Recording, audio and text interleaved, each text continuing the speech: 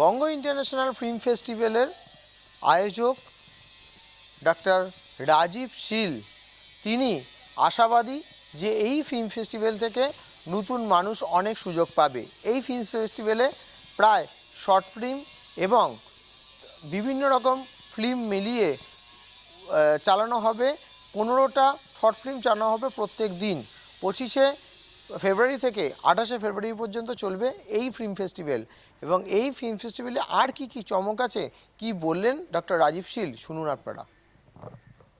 কি কি সিনেমা দেখানো হবে এই আজকে থেকে যে ফিল্ম ফেস্টিভ্যাল শুরু হলো, তাতে কি কি সিনেমা দেখানো হবে? আজকে থেকে শুরু হচ্ছে না, আজকে থেকে প্রেস মিটটা রয়েছে এবং এটা যে 4 দিন দেখানো হবে, সেই এই মাসের শেষের যে 4 দিন আছে সেখানে যে দেখানো হবে, সেখানে মেন যে তিনটে ফিল্ম যে দেখানো হবে তাদের যেমন উত্তম কুমারের নায়ক দেখানো হবে, সেখানে উত্তম কুমারের 100 বছরের পূর্ণের জন্য।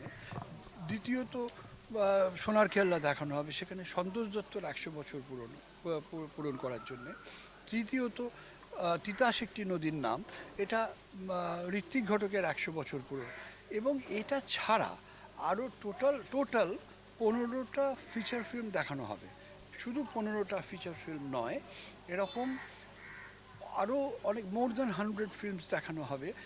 সেখানে শুধু ফিচার ফিল্ম নয়, অনেক ফিল্ম ডিরেক্টর আছেন, অনেক ফিল্ম আর্টিস্ট আছেন, যাদের ছবি কেউ দেখেনি বা দেখাবার কোনো প্ল্যাটফর্ম নেই, আমরা চাইছি তাদেরকে আস্তে আস্তে তুলে নিয়ে আসতে, যাতে বাংলা ফিল্মে আরও কিছু young directors and actors and actresses আরও উঠতে পারেন। বাংলায় বাংলা সিনেমা যাতে আরও বেশি বৃদ্ধি পায়, তার জন্য এই ফেস্টিভ্যাল থেকে কি বার্তা দেবেন? সেটাই মানে আমাদের এটা একটা প্রয়াস।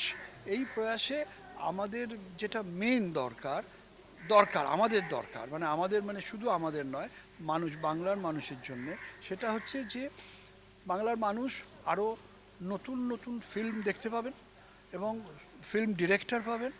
এবং শুধু তাই না, মানে তারা জানতে পারবেন যে আরও কত ধরনের নতুনভাবে বাংলা ছবিকে তৈরি করা যায়। কতদিন যাবৎ চলবে? এটা 4 দিন, এটা 4 দিনের ফিল্ম ফেস্টিভ্যাল একটা হচ্ছে।